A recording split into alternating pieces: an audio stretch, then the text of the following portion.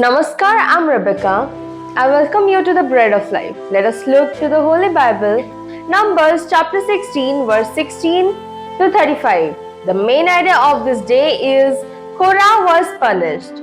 And Moses said, "Hereby you shall know that the Lord has sent me to do all these works, and that it has not been of my own accord.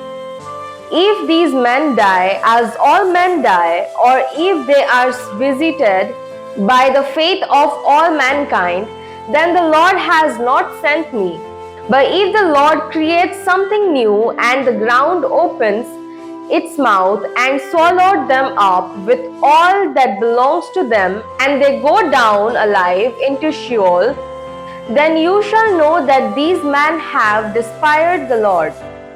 As soon as he had finished speaking all of these words, the ground under them split apart, and the earth opened its mouth and swallowed them up, with their household and all the people who belonged to Korah and all their goods.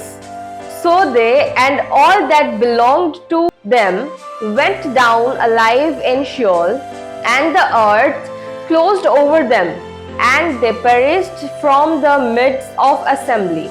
And all Israel who were around them fled at their cry, for they said, "Lest the earth swallow us up."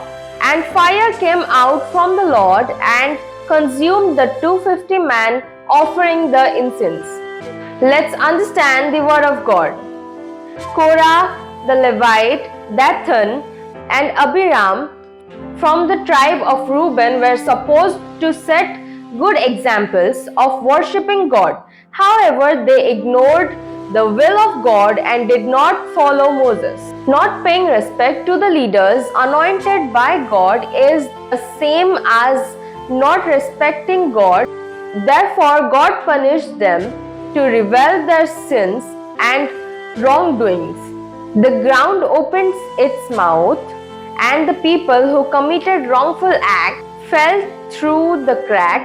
250 people who followed Korah and received the same punishment. We must remember that God is not to be disrespected and that He sees through our hearts. May the Lord bless us with these words. Let's pray and practice. Dear God, thank you for giving these nice words. God, please help us not to disrespect you and to respect our leaders. In Jesus' name I pray. Amen.